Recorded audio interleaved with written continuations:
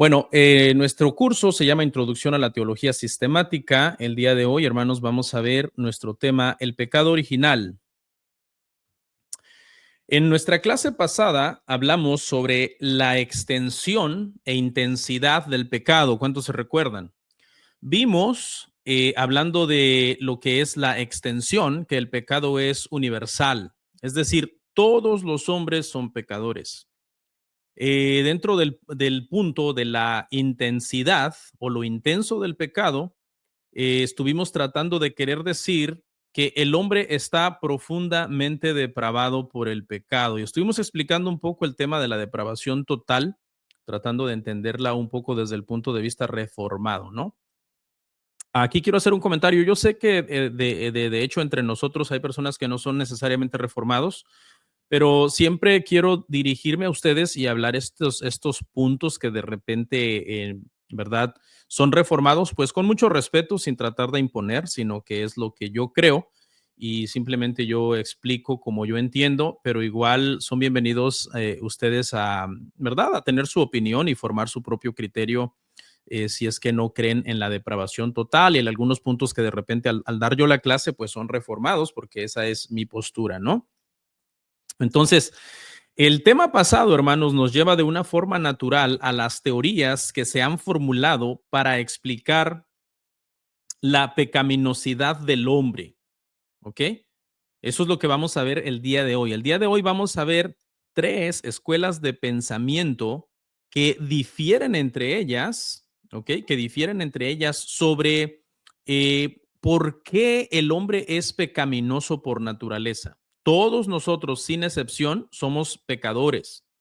Con eso queremos decir no solo que todos pecamos, sino que tenemos una naturaleza que nos inclina a hacer el pecado. Y nos inclina de tal manera, esta naturaleza está inclinada de tal manera a cometer pecado que prácticamente el pecado para nosotros resulta inevitable. Es decir, nos es inevitable no pecar. Esto ha generado varias preguntas a lo largo de la historia de la iglesia y que precisamente son las preguntas que trataremos de responder y que es lo que nos va a llevar a la doctrina del pecado original, como por ejemplo, ¿cómo puede ser esto que todos somos pecadores? ¿Cuál es la base de este hecho? ¿Acaso hay algún factor común anterior a nuestro nacimiento que está obrando en nosotros? Si sí existiera ese factor, ¿cómo se llama ese factor? ¿Cómo opera? ¿De dónde viene y cómo opera en la vida de nosotros? ¿Cómo se transmite hacia nosotros? Ese factor al que estoy mencionando en este momento es a lo que se le conoce como la doctrina del pecado original. Eso estaremos viendo el día de hoy. Y prácticamente nuestro bosquejo nos queda así. 5 puntitos vamos a estar viendo. Número 1, en nuestro bosquejo vamos a ver una definición sobre el pecado original. Número 2, vamos a estar viendo qué es el pelagianismo, que es una de las escuelas de pensamiento que se pronunció en su momento acerca del pecado original. ¿Qué es el arminianismo? ¿Cuál es la postura arminiana con respecto al pecado original? Número 4, el calvinismo. ¿Cuál es la postura calvinista con respecto a la doctrina del pecado original? Y número 5, vamos a hacer una conclusión. Amén. Así es como va a quedar entonces nuestro bosquejo el día de hoy, hermanos. Y vamos a ver entonces qué estamos queriendo decir cuando hablamos del pecado original. El término pecado original no se refiere específicamente al primer pecado por el simple hecho de que fue el primero. No entienda usted la palabra original como remontémonos al primer pecado y por el hecho de ser el primero es que se le llama el pecado original. No se refiere al orden cronológico, sino al estado de pecado en que dejó a todos los descendientes naturales de Adán y que es el origen de todos los demás pecados. ¿Ok? La doctrina del pecado original entonces es la creencia de que ese primer pecado se le llama pecado original porque no solo afectó a un hombre, sino que afectó a todos los hombres descendientes de Adán y Eva, que tienen un padre, que tienen una madre biológica. ¿Ok? Y básicamente, hermanos, el texto rey, cuando se está hablando del pecado original, el texto principal es Romanos 5:12. Por tanto, como el pecado entró en el mundo por un hombre y por el pecado la muerte, así la muerte pasó a todos los hombres por cuanto todos pecaron. Este es el texto prácticamente base de la doctrina del pecado original. La doctrina del pecado original enseña que el pecado original es algo con lo que se nace, es decir, es algo congénito. ¿Alguna vez usted ha escuchado a alguien decir que un niño nació con una enfermedad congénita? Que lo cual es redundante porque congénito y nacer con es exactamente lo mismo. ¿Ok? Cuando se dice que el pecado original es algo congénito, quiere decir que se trae ya desde que nosotros nacemos, ya viene prácticamente en la persona. Nacemos con el pecado original. El cristianismo, hermanos, no es una religión para personas que son buenas, que su naturaleza es buena. No somos buenos por naturaleza. No somos personas buenas que a veces hacemos el mal. El cristianismo es la buena noticia de la salvación para personas cuyos corazones, según la doctrina del pecado original, están profundamente corrompidos, corazones que están en enemistad con Dios y que su inclinación es de continuo hacia el mal. Por lo menos eso es lo que nos dice Génesis capítulo 6, versículo 5. Y vio Jehová que la maldad de los hombres era mucha en la tierra y que todo designio de los pensamientos del corazón de ellos era de continuo solamente el mal. ¿Ok?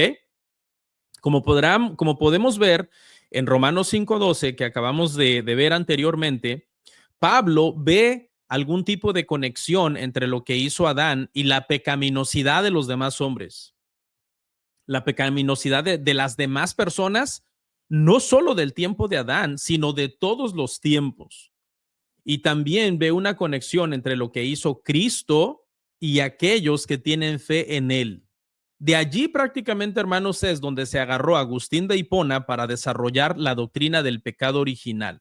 ¿Okay? La doctrina del pecado original, hermanos, no fue precisamente de las primeras doctrinas que se desarrolló, porque de las primeras doctrinas en las que la iglesia se centró fueron temas de la Trinidad y de la persona de Cristo, la doble naturaleza de Cristo, etcétera.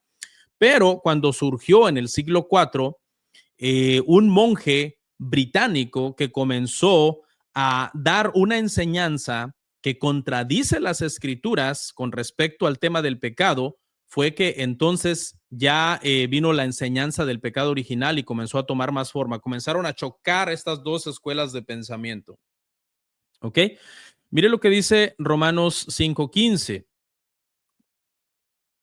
Porque precisamente es de pasajes como estos donde Agustín de Hipona se apoyó en desarrollar esta idea, en decir, hay una conexión entre Adán y todos los hombres, pero también hay una conexión entre Cristo y aquellos hombres que creen en Cristo. Romanos 5:15 dice, pero el don no fue como la transgresión, porque si por la transgresión de aquel uno murieron los muchos, abundaron mucho más para los muchos la gracia y el don de Dios por la gracia de un hombre, Jesucristo. Hay una conexión entre Adán y todos los hombres y hay una conexión también entre Cristo y aquellos que creen en él. Y aquí es donde entonces, hermanos, después de dar una definición bastante breve, diría yo, de lo que es el pecado original, más que nada son una serie de pensamientos que estamos por aquí hilvanando, tendríamos que hacernos una pregunta. Ok, está bien, está bien. Las escrituras enseñan entonces que hay un pecado que Adán cometió, pero que no lo afectó solo a él, sino que afectó a toda su posteridad. Pero la pregunta es, ¿cuál es exactamente la naturaleza de la influencia ejercida por Adán sobre los humanos y por qué medios opera? ¿Cómo fue que se transmitió? ¿Cómo es que se transmite? Y ahí es donde entonces vamos a ver el día de hoy, a tratar de entender por lo menos tres posibles respuestas a esta pregunta. ¿Cómo es que se transmite? O si es que no se transmite o no existe el pecado original. Y esa es la primera postura, de hecho, que vamos a ver el día de hoy, que es la postura pelagianista, el pelagianismo. ¿Ok? ¿Qué es el pelagianismo? El primer punto de vista, hermanos, sobre las relaciones entre los humanos y el primer pecado de Adán es el de Pelagio. Pelagio era un monje británico, nacido en el 354, que falleció en el 418, y él se había trasladado a Roma para comenzar a enseñar, y obviamente su enseñanza, su forma de ver el tema del pecado, inmediatamente entró en conflicto con las enseñanzas de Agustín. Pelagio era un moralista prácticamente, un buenista, ¿no? Eso es lo que queremos decir cuando hablamos cuando decimos la palabra moralista. Su principal preocupación era que la gente viviese vidas buenas y decentes. Esa era la principal preocupación de Pelagio. Creía que un punto de vista excesivamente negativo y fatalista sobre la naturaleza humana afectaba el comportamiento humano. Usted sabe que a veces en la doctrina reformada tiende uno, ¿verdad?, a decir, no somos nada, somos unos miserables, somos unos siervos inútiles, no merecíamos nada, merecíamos el infierno. El que crea que merece el cielo es señal que merece el infierno. Usted sabe toda esa teología. A mí me gusta, sinceramente. Obviamente tiene su momento, ¿no? Tiene su momento. Algunos podrían decir, no, es que ciertos pastores calvinistas o reformados son demasiado regañones, todo es regañar, regañar, regañar. Una vez un hermano me dijo que estaba deprimido. Le digo, ¿por qué está deprimido, hermano? Me dices que estuve oyendo como por 10 días seguidos al pastor Paul Washer, al hermano Paul Washer, porque no es pastor. Me dice, y no sé, dice, al final me acabé sintiendo como un gusano, como lo peor, como un miserable. Entonces, sí, yo mismo reconozco que algunas veces, aunque no estoy criticando eso, porque eso tiene su momento. Precisamente la Reforma hizo énfasis en la grandeza de Dios, la soberanía de Dios, la santidad de Dios y la pequeñez humana, la pecaminosidad humana. Entonces, a mí me gusta realmente cuando se hace énfasis en esas cosas en su momento. No es que todos los sermones van a ser igual, pero sí algunas veces algunos pastores reformados o predicadores reformados podrían abusar un poco de ese tema, ¿no? Entonces, Pelagio más o menos tenía una postura de que no se debería de tener un punto de vista excesivamente negativo y fatalista de la naturaleza humana, porque eso podría hacer que las personas dijeran, pues si soy un gusano, soy un pecador, soy un miserable, no merezco nada, merezco el infierno, ¿por qué debería de esforzarme entonces por comportarme bien si eso soy, si esa es mi naturaleza, si no puedo luchar contra eso, ¿no? Para contrarrestar entonces esas tendencias, Pelagio, hermano, fue uno de los que promovió mucho el no hacer énfasis en la soberanía de Dios. Pelagio decía como que hacer énfasis en la soberanía de Dios y en la naturaleza de la pecaminosidad humana era como quitarle la motivación a la persona, que la persona en lugar de intentar obrar bien se iba a comenzar a sentir desmotivada por estar haciendo tanto énfasis en la soberanía de Dios y en una pecaminosidad humana, lo cual obviamente es contrario a las escrituras, por eso esto fue condenado como una herejía. Para contrarrestar estas tendencias, la tendencia de hacer mucho énfasis en la soberanía de Dios y mucho énfasis en la pecaminosidad humana, Pelagio promovió firmemente la idea del libre albedrío. Y yo sé que este tema del libre albedrío es un poco difícil de entender, ¿ok? Yo me estuve quebrando la cabeza 15 días para hacer esta clase, a pesar de que tengo años de ser reformado, pero de todos modos, ya cuando uno visita esos conceptos de una manera académica y te toca definirlos de una manera académica, te toca ya utilizar las palabras correctas, ¿no? Porque a veces uno puede definir algo someramente con palabras a como uno lo entiende. Y quizás ya cuando vas a lo académico dices, hey, no es así, no es tan así tan fácil como yo lo estoy pintando. Pelagio creía que los seres humanos nacen con la capacidad de elegir entre el bien y el mal, sin la necesidad de una gracia divina especial para hacerlo. ¿Ok? No se preocupe que conforme avancemos, cosas que yo voy diciendo trato de irlas aclarando, incluso ilustrando. Entonces, no se preocupe. Según él, según Pelagio, Dios había dotado a cada persona de un libre albedrío completo o intacto. Eso le permitía entonces a los hombres, según Pelagio, obedecer los mandamientos de Dios si así lo decidían. Esto implicaba que la salvación dependía entonces en gran manera del esfuerzo y las decisiones personales, en lugar de una gracia predestinada o irresistible, como decía Agustín, ¿no? Pelagio decía, no. Pelagio decía, el hombre puede elegir, tiene la capacidad de decidir si él quiere obedecer los mandamientos de Dios o no. Obviamente, esta visión chocó inmediatamente con la visión agustiniana de la gracia, ¿ok? Porque la visión agustiniana de la gracia sostiene que el ser humano necesita la gracia de Dios para poder elegir correctamente. Aquí hago un llamado a los hermanos que son arminianos. Hermanos que son arminianos, tengan mucho cuidado y analicen bien su teología, qué es lo que creen, porque hay arminianos que de hecho, sin darse cuenta, son pelagianos. Y el pelagianismo, hermano, fue condenado como una herejía. Pero si no sabes distinguir entre el tipo de gracia de la que habla el pelagianismo, el tipo de gracia de la que habla el arminianismo y el tipo de gracia de la que habla la doctrina reformada, puedes confundirlas las tres y acabar creyendo incluso un pelagianismo, ¿no? Como de alguna manera lo entendía el pelagiano. El pelagiano entendía que hay gracia de Dios por todo el mundo, en el evangelio, en la ley, pero no entiende la gracia como algo para salvarse, sino que lo que implica la salvación del hombre es su esfuerzo, su obediencia. Porque porque como el pelagianismo no cree que haya un pecado original, entonces ellos creen que el hombre nace sin corrupción, sin culpa de Adán, sin la culpa de Adán, y por lo tanto con un libre albedrío intacto para poder escoger. La doctrina pelagiana sostiene que los seres humanos nacen moralmente neutros, ¿ok? Neutros, y con total libre albedrío para elegir entre el bien y el mal.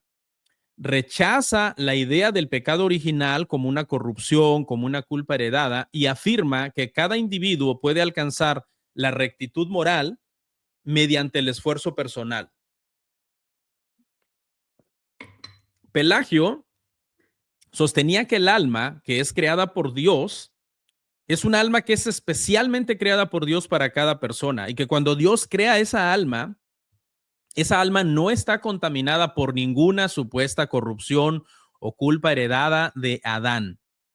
Pelagio decía, la influencia de Adán, si es que existiera, decía Pelagio, sobre sus descendientes sería únicamente la de haber sido un mal ejemplo. Adán fue un mal ejemplo para sus descendientes, porque pudiendo obedecer, no obedeció. Adán tenía la capacidad de obedecer y de no pecar, de no pecar. Tenía la capacidad, no que era impecable, ¿no? Sino que hubiera tenido la capacidad, si es que él así lo hubiera querido, él hubiera decidido entonces no pecar. Entonces, aquí les pongo una laminita para resumir un poco las cosas que he dicho. Para Pelagio, los humanos no tienen una culpa espiritual de Adán de forma congénita. Si el pecado de Adán no tiene efecto directo en cada ser humano, no hay necesidad de que la gracia de Dios obre especialmente en el corazón de cada individuo. ¿Ok? Más bien, la gracia de Dios es simplemente algo que está presente por todas partes, en todo momento. Apréndase bien este concepto de gracia que hay en el pelagianismo, ¿no? Una gracia de Dios que está por todas partes y que está en todo momento, por todos lados. En dos cosas que Pelagio decía que estaba la gracia de Dios, era en el Evangelio, o sea, en los escritos y en la ley, ¿no? Ok. Porque ponga atención, porque ya cuando entremos al concepto de gracia, desde el punto de vista del arminianismo, ya es otra cosa, ¿no? Y cuando entremos al concepto de gracia en la doctrina reformada, pues ya es otra cosa también, es lo que nosotros entendemos que es bíblico. Para Pelagio, la gracia estaba a disposición de todos por igual. Por tanto, Pelagio rechazaba cualquier cosa que incluso se asemejara ligeramente a la predestinación que enseñaba Agustín. Para Pelagio, los humanos podían por sí mismos cumplir perfectamente los mandamientos de Dios sin pecar, escuche, si quisieran, si quisieran. Para Pelagio no hay una inclinación natural hacia el pecado, en el principio de la vida. Cualquier inclinación posterior en esa dirección procede solamente de la adquisición de malos hábitos. Es decir, naturalmente un ser humano en el pelagianismo no nace con una inclinación al mal. Si después tiene una inclinación es porque él la desarrolló debido a los malos hábitos. Por tanto, una salvación por obras es bastante posible. Sería cuestión de no inclinar los malos hábitos hacia el pecado. Los pelagianos enseñaban que el pecado de Adán no trajo la condenación o la corrupción moral a toda la raza. Por naturaleza, el hombre siempre tiene capacidad de pecar o de no pecar. ¿Ok? Es teóricamente, desde el pelagianismo, es teóricamente posible para una persona nunca pecar. Teóricamente, obviamente, en la teoría, ¿no? En la teoría, en el papel. En otras palabras, para Pelagio, el pecado de Adán no introdujo en la humanidad ninguna predisposición intrínseca a favor de la maldad. ¿Ok? Eso es lo que nosotros creemos por la escritura. Que el pecado de Adán introdujo una predisposición intrínseca, una tendencia hacia el pecado, hacia la maldad. Para Pelagio, no, decía no. El pecado de Adán no introdujo en la humanidad una predisposición intrínseca a favor de la maldad, sino que solamente fomentó el pecado por el hábito y el mal ejemplo. Celestio, que era un discípulo de Pelagio, dijo algo así. Celestio dijo, Celestio, el discípulo de Pelagio, dijo, el pecado no nace con el hombre, sino que es cometido después por el hombre. No es culpa de la naturaleza, sino del libre albedrío. ¿Ok? Sino del libre albedrío. Nosotros cuando vemos a un niño de 2 años, 3 años empezar a decir sus primeras mentiras, nosotros entendemos que es porque nació con una naturaleza pecaminosa y corrupta. Incluso aunque nunca antes haya visto a alguien mentir, y aunque nunca antes haya sabido ni que Adán existió o haya leído la Biblia, si ese niño se siente acusado por su conciencia de que tú le estás acusando que se comió algo y siente que lo vas a castigar, él va a mentir para protegerse, va a decir, no, su tendencia interna va a ser a mentir, ¿no? Pero en el pelagianismo, este Celestio, un discípulo de Pelagio, decía, no se nace con el pecado, el hombre no nace con el pecado, comete el pecado después de que ha nacido. No es culpa de la naturaleza, sino del libre albedrío. Las iglesias respondieron a la crisis pelagiana, obviamente, con un espectro de puntos de vista. Muchos teólogos adoptaron posturas que podrían llamarse semi-agustianismo o semi-pelagianismo, es decir, como posturas intermedias entre creo un poco en lo que Agustín dice, pero no tanto, o creo un poco en lo que Pelagiano dice, pero hasta aquí, como poniendo un límite. De ahí es que nacen estos términos, semi-pelagianismo, semi-agustinismo, etcétera. Finalmente, esta herejía del pelagianismo se condenó como una herejía en el Concilio de Cartago en el 418. ¿Ok? Se afirmó que los niños nacen con el pecado original a través de Adán y se dictaminó que el pelagianismo era contrario a la enseñanza cristiana. ¿Ok? Por aquí les tengo una lámina más para dar una explicación final en este punto. El pecado de Adán despojó a la naturaleza humana de su justicia original y por ello todos sus descendientes son propensos a pecar. Esto ya es algo más o menos que va en tono con lo que el concilio dictaminó, ¿no? El concilio de Cartago que condenó el pelagianismo. Pues el primer pecado infecta a la naturaleza humana con una corrupción perteneciente a la naturaleza. La naturaleza en la que nace un hombre es que no puede, escuche, no pecar. No puede no pecar. Es decir, es incapaz de no pecar, ¿no? Para Pelagio, teóricamente era posible que un hombre pudiera vivir toda su vida y nunca pecar. La doctrina del pecado original dice no. La naturaleza en la que nace un hombre es que no puede no pecar. Es decir, es incapaz de no pecar. Y ahora sí, mis hermanos, vamos a ir entonces a nuestro punto número 2, que es el arminianismo. Hermanos arminianos, pongan atención en esta parte, ¿ok? Pongan atención en esta parte, hermanos arminianos. Vamos a definir entonces el pecado original desde la postura arminiana. Y lo primero que les quiero traer aquí entonces es al líder, bueno, pues sí, ¿no? Fue en nombre de él que se comenzó a seguir esta corriente arminianista, ¿no? Aunque él realmente ya no estaba, pero en los cánones de Dort, por ejemplo, se comenzó a definir algunas posturas del arminianismo con respecto al calvinismo, ¿no? Este punto de vista es un punto de vista más moderado, obviamente, que el pelagianismo, ¿no? Es un punto de vista más moderado. Jacobo Arminio, nacido en 1559 y fallecido en 1609, era un pastor y un teólogo reformado de Holanda. Él, hermanos, comenzó siendo un calvinista, ¿ok? Él era un calvinista en su postura soteriológica, él era calvinista, pero él terminó entonces abandonando algunas creencias del calvinismo y de alguna manera algunos estudiantes y seguidores de él, detrás de él, desarrollaron lo que nosotros conocemos como arminianismo. Él no fue necesariamente el padre del arminianismo, es como lo mismo que el calvinismo, ¿no? No fue idea de Calvino decir, detrás de mí va a quedar una escuela de pensamiento teológico que se va a llamar el calvinismo, no.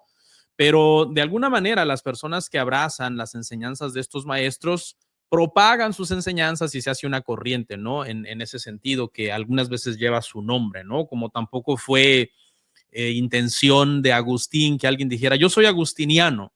No sé si vieron hoy la elección del nuevo papa de la Iglesia Católica Romana, ¿no? Que dijo, soy agustiniano, soy de la escuela de Agustín, ¿no? Entonces, estos grandes hombres del cristianismo del pasado no fue necesariamente su propósito iniciar una escuela de pensamiento teológico, pero sus estudiantes y sus seguidores de alguna manera pues propagaron su enseñanza y de ahí se desprende eso. Quiero hacer una aclaración que veremos la postura arminiana en términos generales, porque la postura arminiana no es monolítica, tiene diferentes vertientes y tiene diferentes líneas, ¿no? Hay arminianos que son más clásicos, que se apegan más a lo que enseñaba Jacobo Arminio, ¿no? Eh, pero hay, obviamente, arminianos un poco más modernos con otro tipo de enseñanza. Entonces, no es que aquí voy a hablar yo de toda la escuela arminiana o de todo lo que enseñaron después de Arminio, sus seguidores y sus discípulos, sino de forma general. ¿Qué es entonces el arminianismo? Al contrario que el pelagianismo, el arminianismo sostiene que recibimos de Adán una naturaleza corrupta.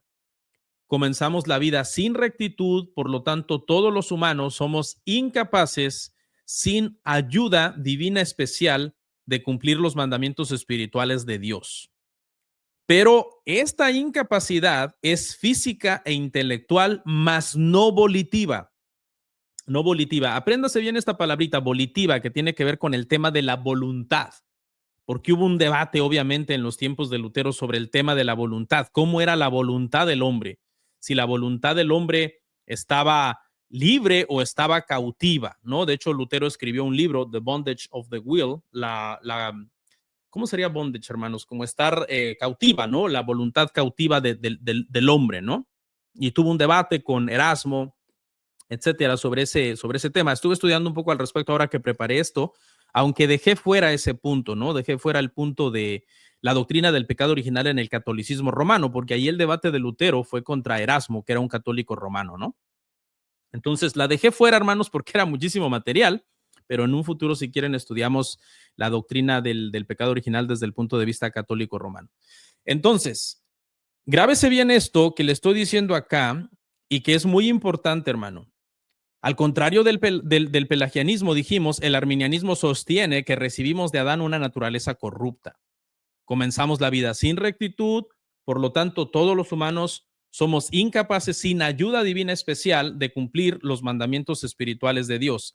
Aquí está el detalle, pero esta incapacidad es física e intelectual, más no volitiva. ¿Qué quiso decir cuando Jacobo Arminio dijo que la incapacidad de cumplir los mandamientos de Dios es física e intelectual, pero no volitiva? Más o menos quiso decir lo siguiente. Quiso decir que físicamente tenemos la incapacidad de cumplir los mandamientos porque El ser humano por naturaleza no tiene la capacidad de salvarse a sí mismo.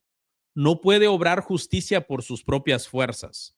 Cuando dijo que no se tiene la capacidad intelectual, lo que quiso decir es que a causa del pecado, el hombre natural no puede comprender plenamente las verdades espirituales, ni discernir por sí solo el camino hacia Dios. Aquí es donde entra el asunto.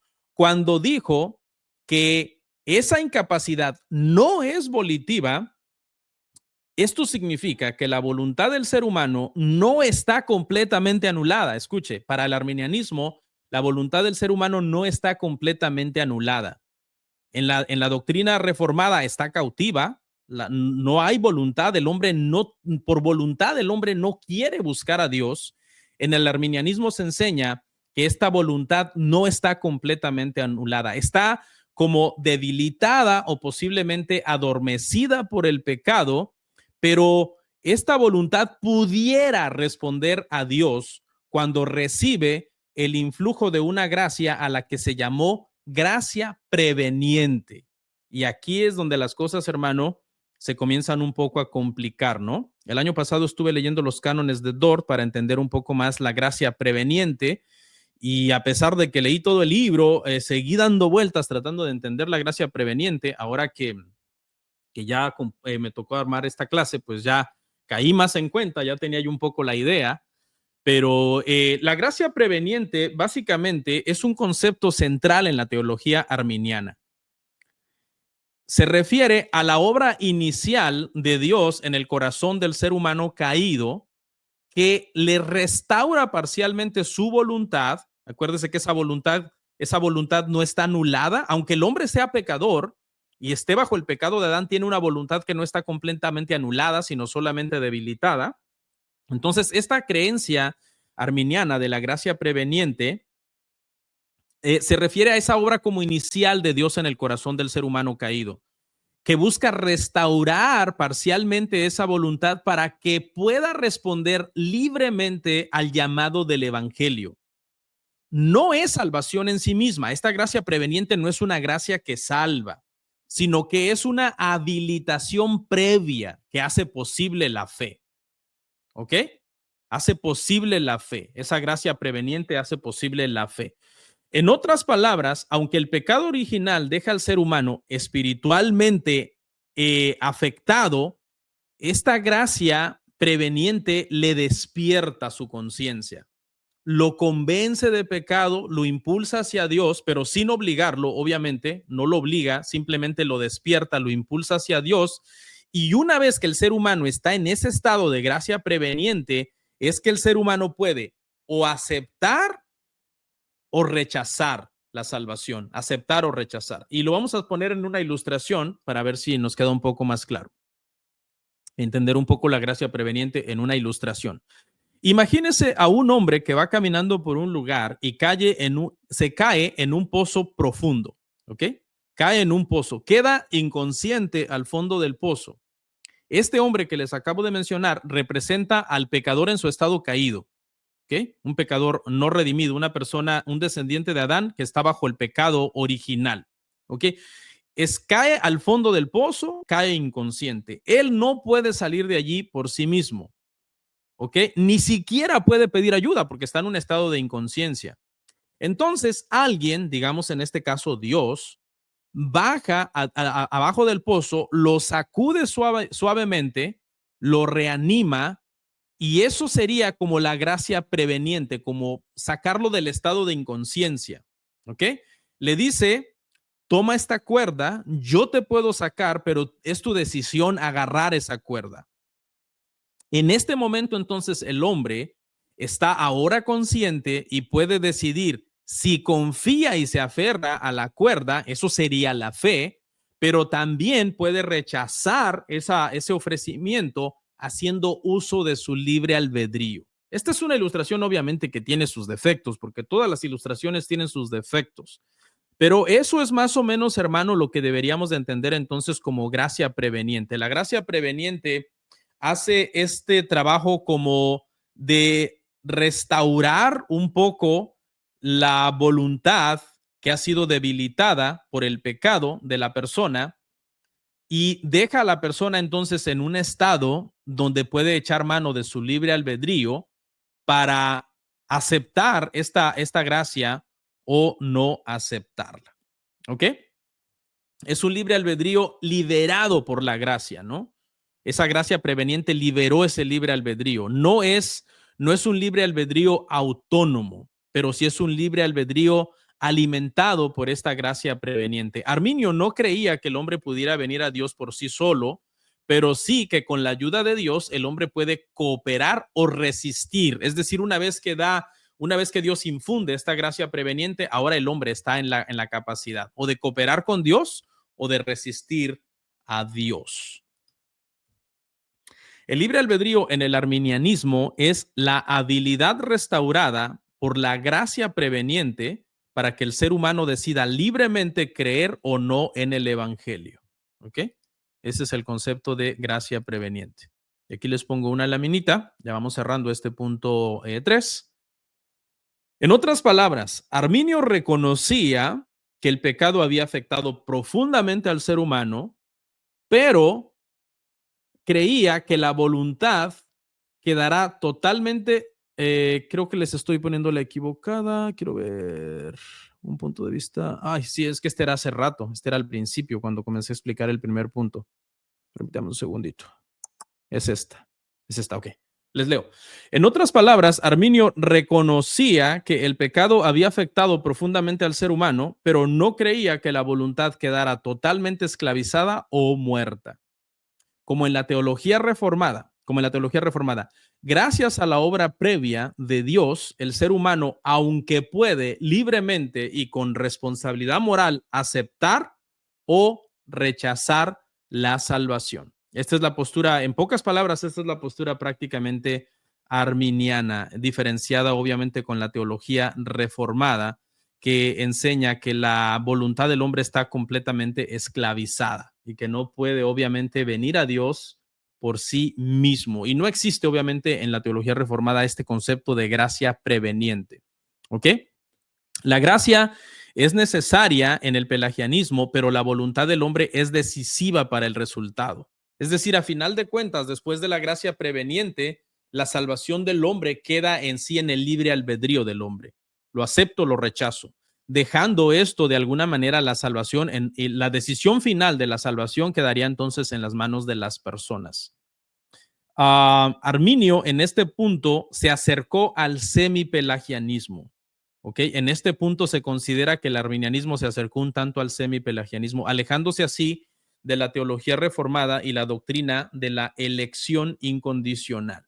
Ya no habría elección incondicional bajo este concepto de que la gracia preveniente te despierta y ahora tú dices, sí quiero o no quiero. Entonces ya no es una elección de parte de Dios, ¿no? Y eso también lo dejé fuera, ¿no? ¿Cuál era el punto de vista de Arminio con respecto a la predestinación y la doctrina de la elección, que es la doctrina de la presciencia, ¿no?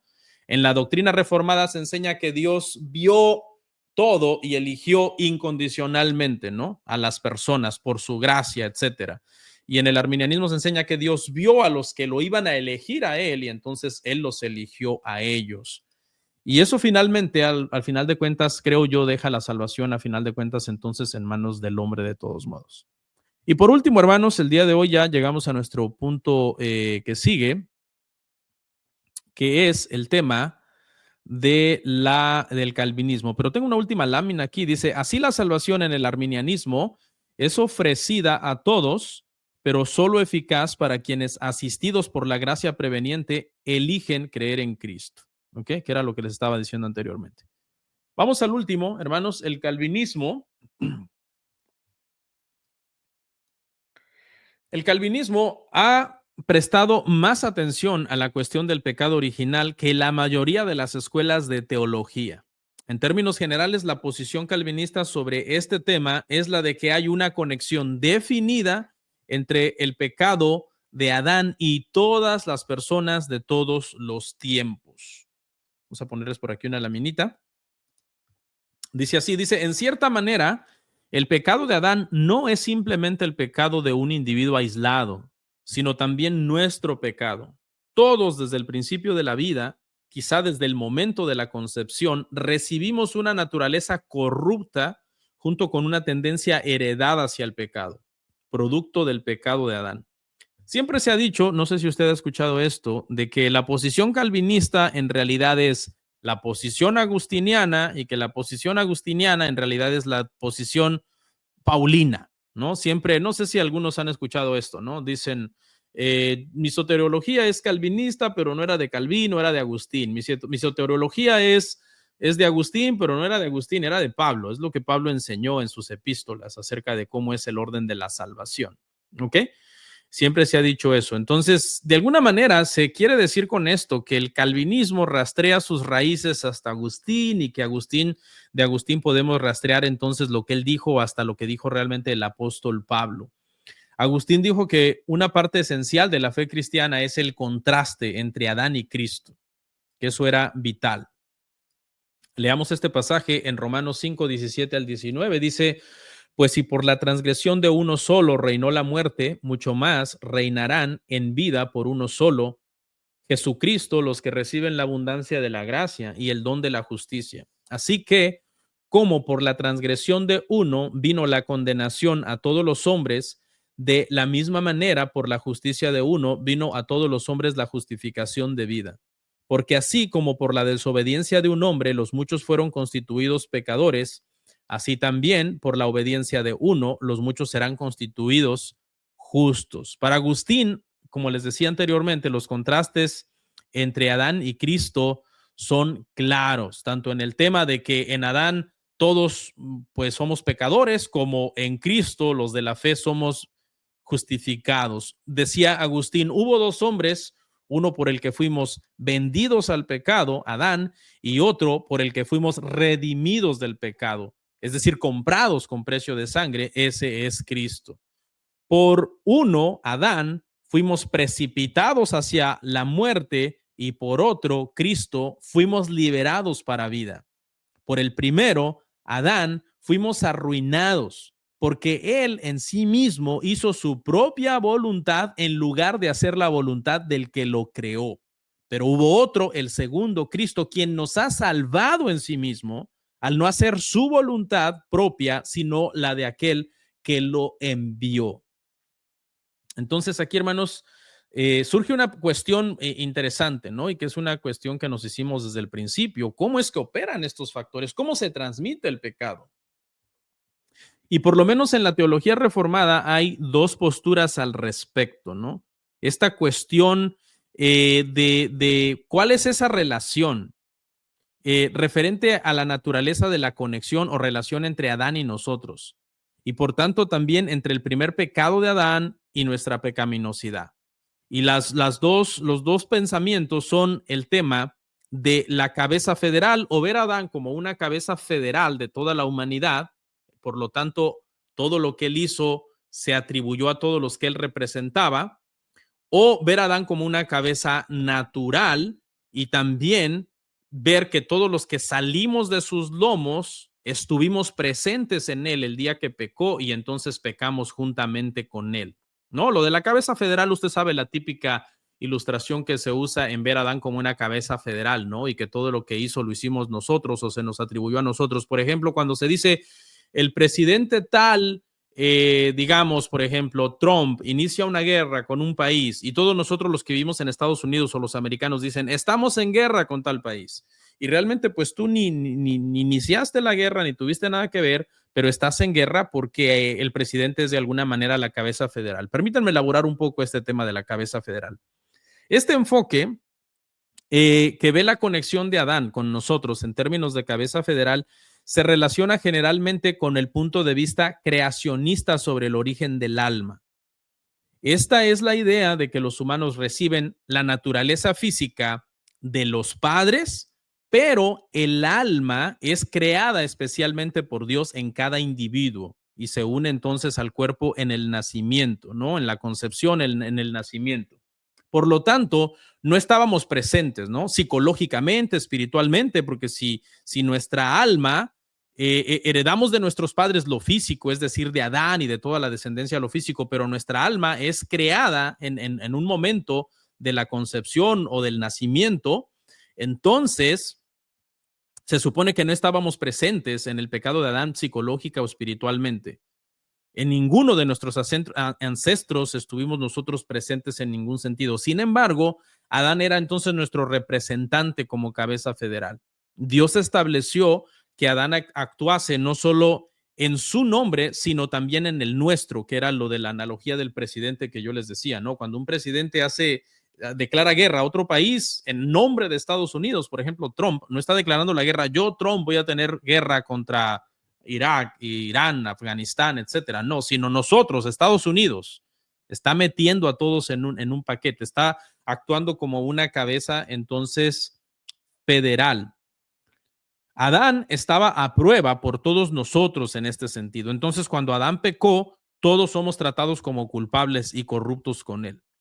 En este tema podríamos sacar el paralelismo entre nuestra relación con Adán y nuestra relación con Cristo, ¿no? Este paralelismo es significativo y muchas veces se cita, porque se dice, de igual modo que somos justificados o que somos considerados rectos, justos, no por nosotros mismos, sino que somos tratados como si tuviéramos la misma posición de rectitud de Jesús por imputación, aunque nosotros obviamente no estuvimos en la cruz.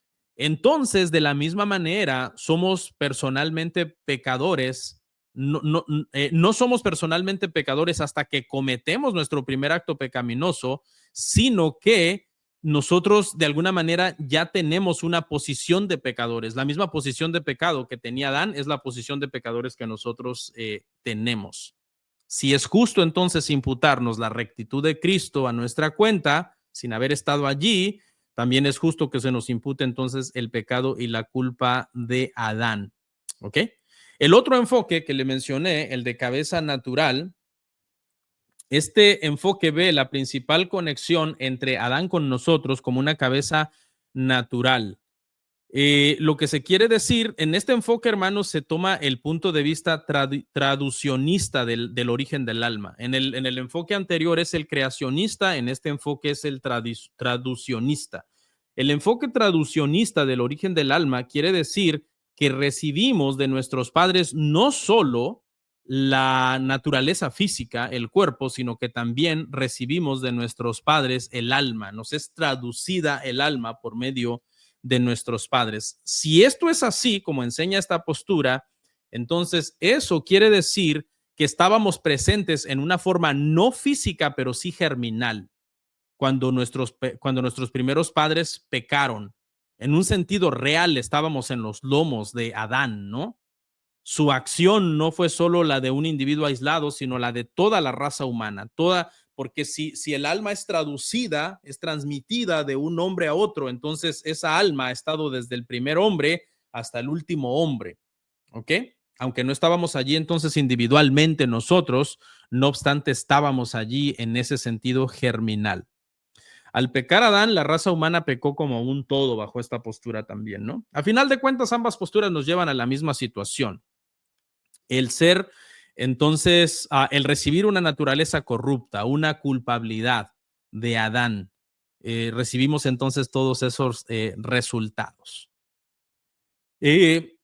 Martín Lutero, aunque esta es la postura calvinista, y Lutero no fue calvinista, Martín Lutero de alguna manera recibió y enseñó también la versión agustiniana del pecado original.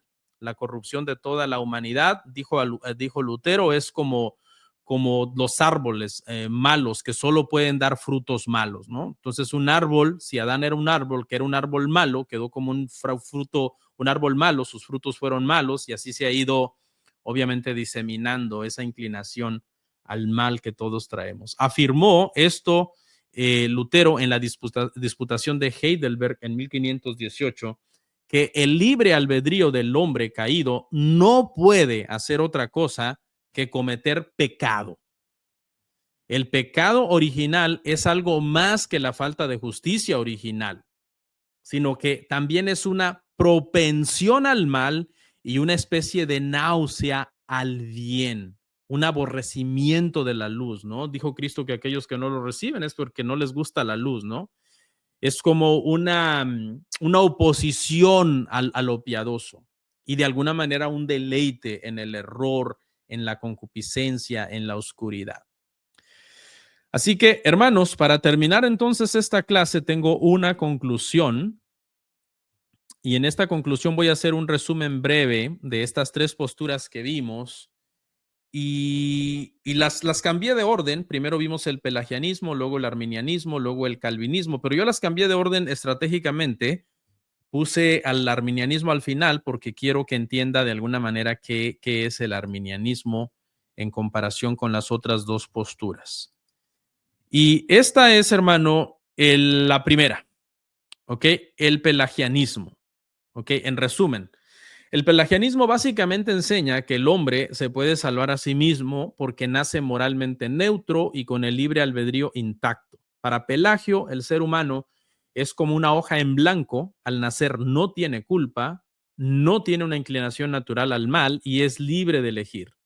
Entonces, tiene todo lo necesario para obedecer a Dios si así lo quiere, por su propio esfuerzo y libre decisión. Ya como comprenderá, esta es la razón por la que esto, pues obviamente es considerada una herejía, ¿no? Una herejía que no asume para nada el pecado, entonces la pecaminosidad humana y la inclinación del hombre, de la que habla las escrituras, hacer el mal, ¿no? En pecado me concibió mi madre, dijo el salmista, ¿no? Ahora, esta es la postura calvinista que vimos. La tradición agustiniana, reafirmada y aclarada por Lutero y Calvino y las iglesias reformadas, enseña que la condición pecaminosa del hombre solo puede ser remediada por el poder transformador de la gracia soberana. Si ve la diferencia entre gracia preveniente de la que habla el arminianismo, aquí se habla de una gracia soberana. La humanidad está universalmente esclavizada y totalmente depravada. Usted sabe que en el movimiento reformado, la conversión es una resurrección de entre los muertos, ¿no? Se ve al hombre como que estaba, obviamente porque la Biblia así lo dice, no, muerto en sus delitos y pecados, pero Dios que fue misericordioso, pero Dios que es misericordioso, dice Efesios, no se ve al hombre como aborrecedor de la luz, que no hay ninguno bueno, no hay quien haga el bien, tienen el entendimiento entenebrecido, ajenos, enemigos de Dios, se corrompen, dice, como animales irracionales, se van tras los deseos de los ojos, la vanagloria de la vida. O sea, el concepto bíblico del hombre se ve así, como completamente depravado, enemigos de Dios por naturaleza, ¿no? Ahora, aquí vemos entonces el pelagianismo y lo dejé al final porque precisamente yo entiendo como que el arminianismo lo dejé al final, como que el arminianismo es como una especie de camino intermedio, como que se quiso como elaborar una especie de camino intermedio entre agustianismo y pelagianismo. Entonces lo leo, dice, el arminianismo es un intento por elaborar un camino intermedio entre el agustianismo y el pelagianismo. Propone que la gracia de Dios cura parcialmente al hombre del pecado original para que las personas tengan la capacidad de abrazar más la gracia. Si se adopta en todas sus implicaciones, tal doctrina destruye el evangelio de la salvación por la sola gracia y lo sustituye por una ley que no puede salvar. ¿Okay? Se ve de alguna manera al arminianismo como un peligro, ¿verdad? Cuando se lleva hasta sus últimas consecuencias. Y de hecho, usted sabe que si quiere leer el libro de los cánones de Dort, léalo, porque precisamente esa controversia trata sobre arminianismo y calvinismo. De eso trata ese libro, ¿no? Incluso aunque usted no sea calvinista, léalo, le puede ayudar mucho. Yo leo literatura que no es calvinista porque yo creo que toda verdad es verdad de Dios independientemente de quién la diga y uno puede aprender mucho de otras corrientes teológicas, aunque a final de cuentas uno diga yo estoy en desacuerdo con este asunto. ¿Ok? Para concluir entonces, hermanos, desde sus primeros días, el cristianismo bíblico ha reconocido los efectos devastadores del pecado de Adán sobre la raza humana. Lejos de ser una transgresión meramente personal, la violación de Adán del mandamiento de Dios precipitó la caída de la humanidad en un estado de corrupción espiritual y muerte. El hombre no se puede salvar a sí mismo. Solo Dios le puede salvar. Sin embargo, la iglesia a lo largo de los siglos también ha afirmado la responsabilidad y el poder moral del ser humano. Estas dos doctrinas, ¿no? La soberanía de Dios, la responsabilidad del hombre, esta intersección es tan difícil a veces de sortear que ahí es donde algunas personas a veces se confunden, ¿no? Ahí es donde algunas personas de repente pudieran caer en el pelagianismo al no poder resolver o sortear esta situación de la soberanía divina y la responsabilidad humana. Pero creo que todos los que estamos en esta clase, pues no hay ninguno que sea pelagiano y todos creemos entonces en el pecado original de Adán que arruinó a toda la raza humana.